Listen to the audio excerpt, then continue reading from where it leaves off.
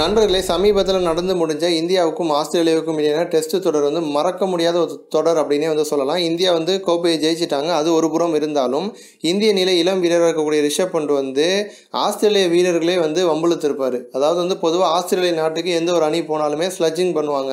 எதிரணி வீரர்களை வம்பிழுத்து டென்ஷன் பண்ணி அதன் மூலமாக விக்கெட் எடுக்க பார்ப்பாங்க. அந்த மாதிரி ஆஸ்திரேலிய வீரர்கள் இந்திய வீரர்களை வம்பிழுக்கும் பொழுது ரிஷப் பண்ட் பதிலடி கொடுத்திருப்பாரு. அதுலேயும் ஆஸ்திரேலியா கேப்டனான டிம் பெயின் பார்த்தீங்க அப்படின்னா ரிஷப் பண்ட் பேபி சிட்டர் அப்படின்னு சொல்லியிருப்பாரு. குழந்தைகளை பாதுகாத்துக்கூடிய ஒரு நபர் அப்படிங்கிற மாதிரி கிண்டல் பண்ணியிருப்பாரு.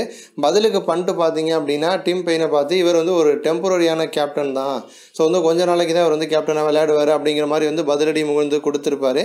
இப்போ பார்த்தீங்க அப்படின்னா இந்திய வீரரான ரோஹித் சர்மா ஹிட்மேன் பார்த்தீங்க அப்படின்னா காமெடியாக ரிஷப் பண்ட்டுக்கு ஒரு ரிப்ளை ஒன்று கொடுத்துருக்காரு. ரிஷப் பண்ட் பார்த்தீங்க அப்படின்னா குட் மார்னிங் அப்படின்னு சொல்லிட்டு அவருடைய ட்விட்டர் பக்கத்தில் ஒரு ஃபோட்டோ ஒன்று போட்டிருப்பாரு.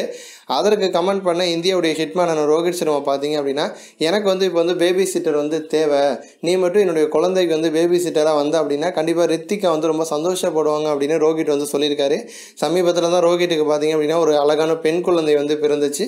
ஸோ நகைச்சுவையாக காமெடி பண்ணணும் அப்படிங்கிறதுக்காக ரிஷப் பண்ட் வம்புழுக்கிறதுக்காக ரோஹித் சர்மா அந்த மாதிரி ஒரு ட்விட்டை போட்டிருக்காரு.